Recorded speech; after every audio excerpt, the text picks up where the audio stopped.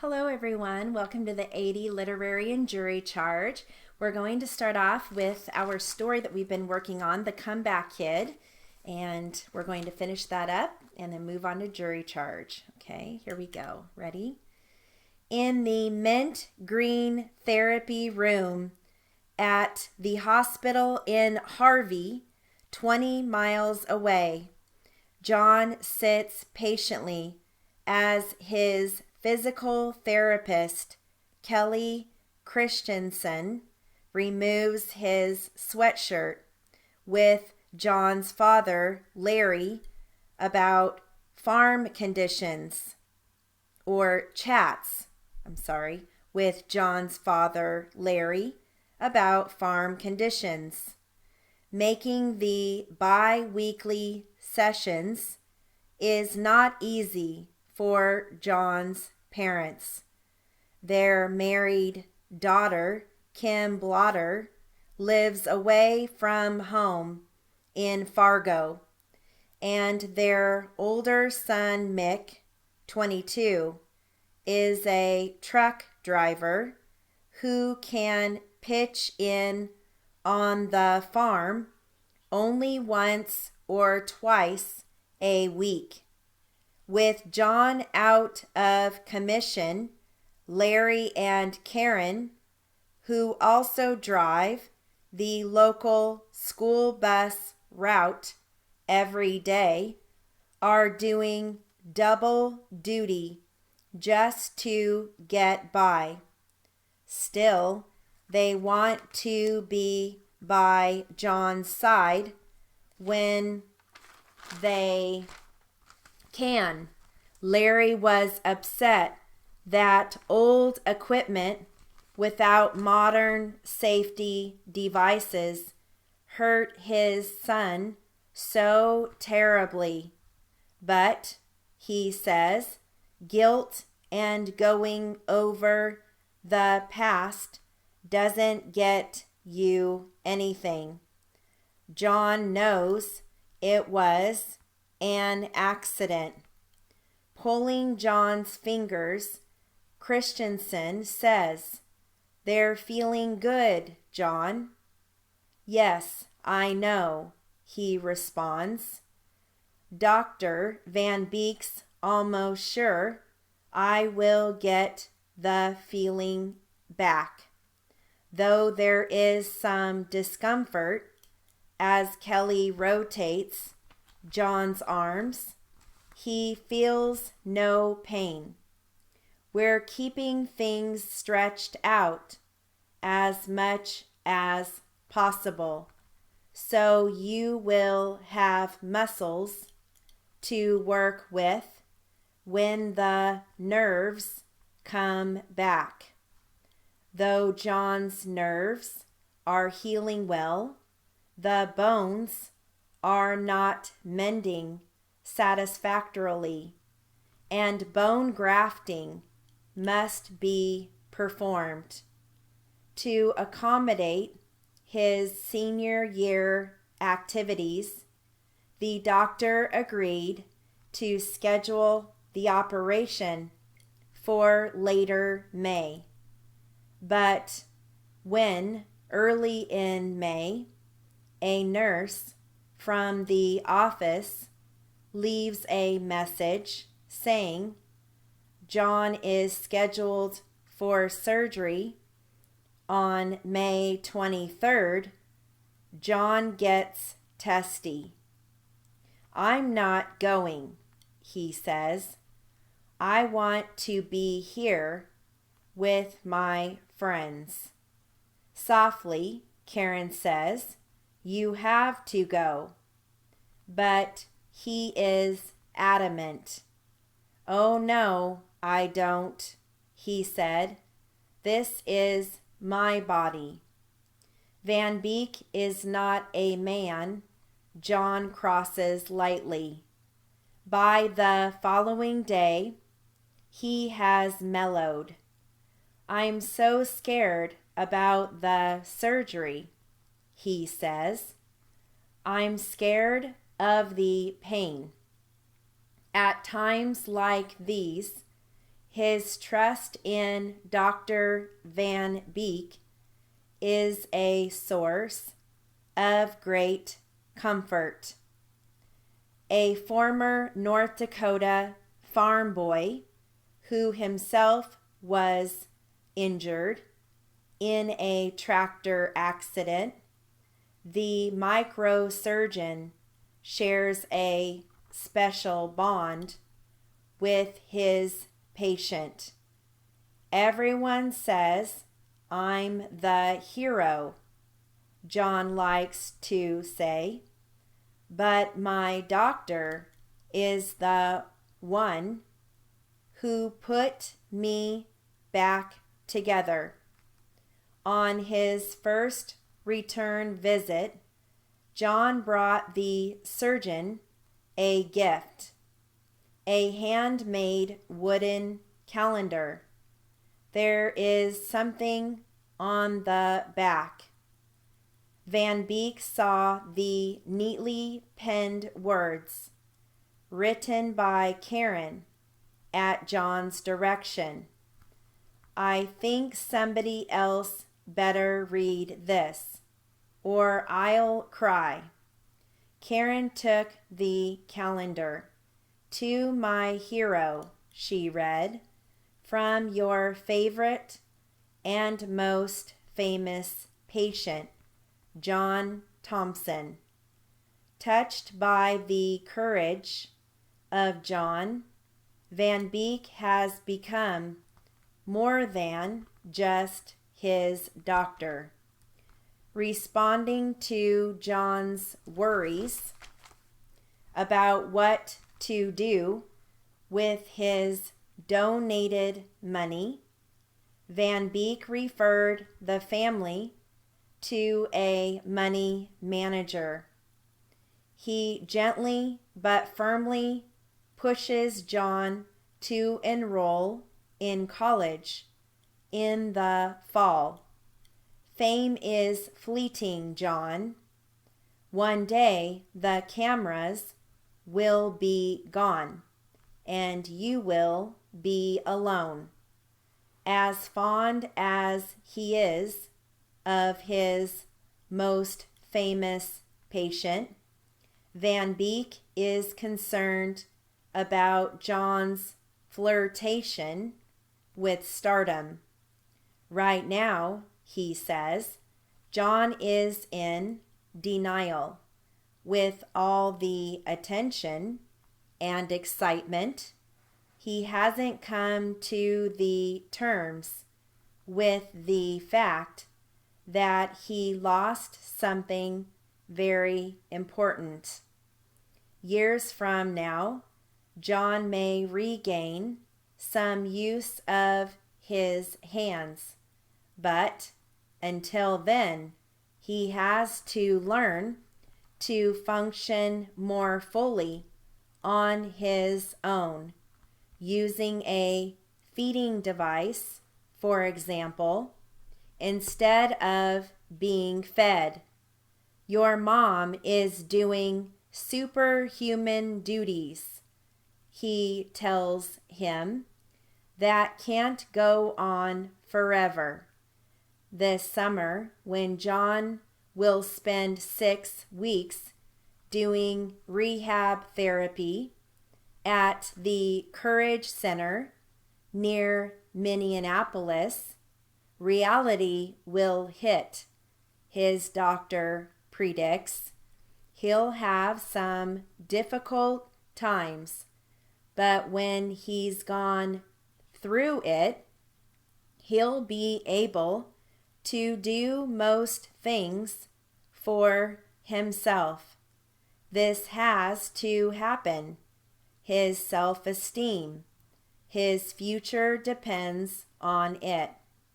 Back at home, John and his parents are sitting at lunch at the tiny cafe in town. Already at the table, his grandma, Vera Thompson, breaks into a warm smile when she sees her grandson. He's always such a sweet boy. If all goes well, John hopes to enroll at the University of Mary, a private Catholic college, and room with his friend Darnell. As the family talks about plans, Vera picks up John's hand and begins massaging his fingers. "Grandma," John complains, "not here." Grinning, she continues. He's not sure he wants that from his grandma, she laughs. "I'm waiting for the day when he can squeeze me back." Great article. Okay, I have some jury instructions. Okay, you're going to hear foreman, historical, hypothetically, assault, penal code, violent, definition, clarify, legislative, academic, trier, battery,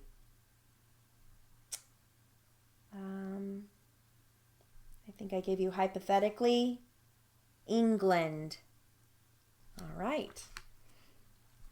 And this is jury instructions. Here we go.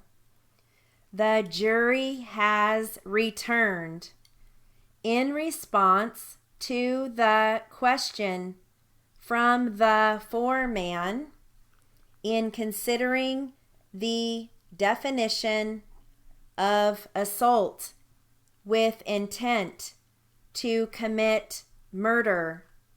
We will clarify wrongful act and attempt was unlawful. I am going to read to you the legislative definition of assault from the Penal Code.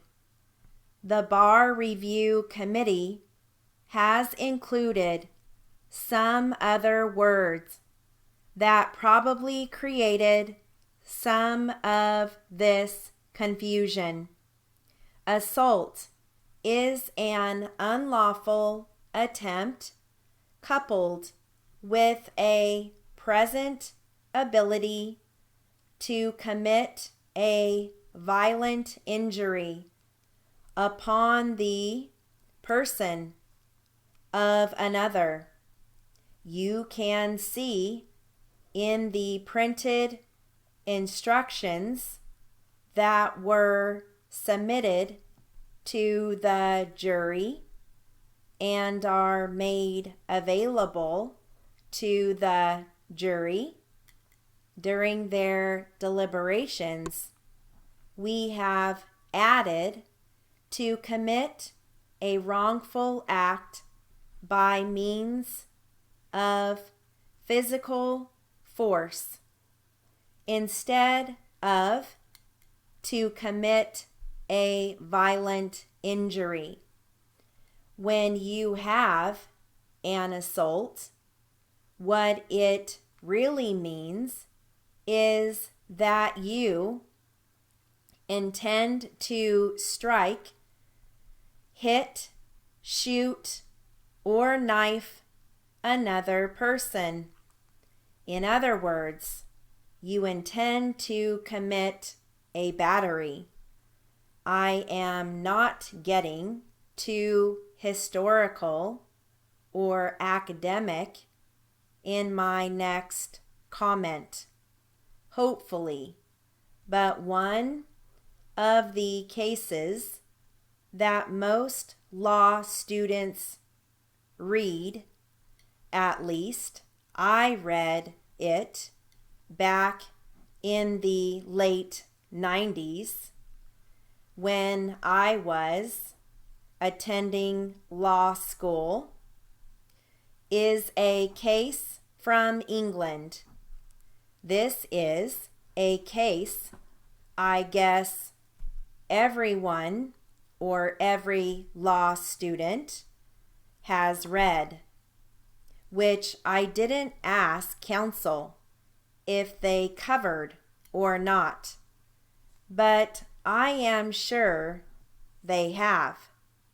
It says, if it wasn't assize time, I would run you through where a man has a sword against the stomach of another.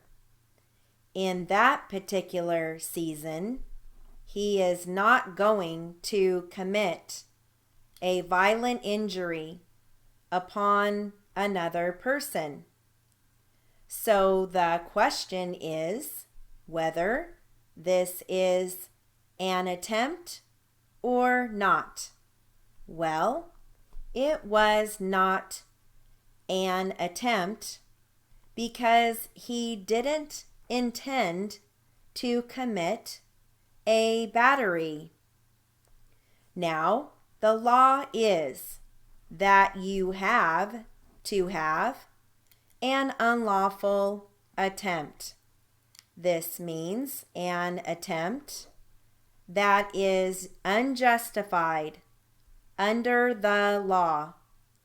And, of course, an unlawful attempt could be a wrongful act by means of physical force. So, in speaking hypothetically, if you have an unjustified striking of another person, say not in actual defense of yourself or in actual defense of another person, then it would be considered unlawful. It is unjustified, but you can have such conduct where it is not considered unlawful under the laws of the state. These are determinations for the trier of fact to make under the evidence that is presented. Okay.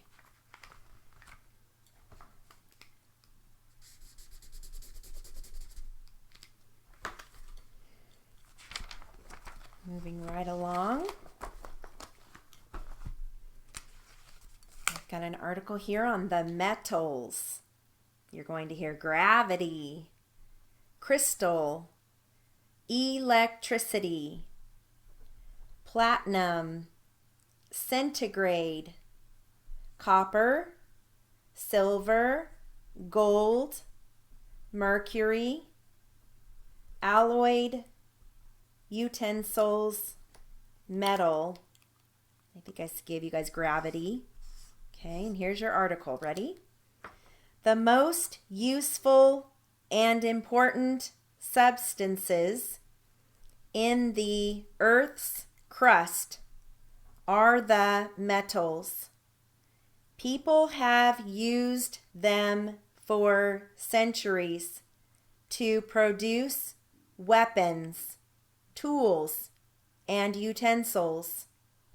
All the metals are solid at ordinary temperatures, except, of course, mercury.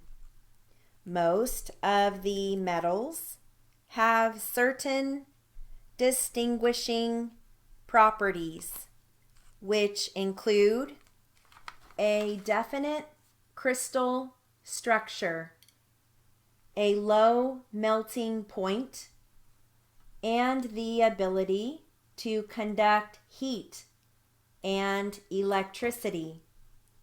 Gold was probably discovered on Earth before any other metal. Normally found near the Earth's surface, gold is one of the heaviest metals with a specific gravity of 19.3. Gold is too soft to be used in its pure form, so it is often alloyed with silver, copper, and platinum.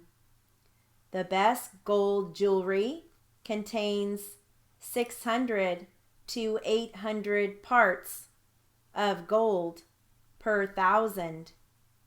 Gold has a low melting point of 1063 degrees centigrade and a boiling point of 2600 degrees centigrade.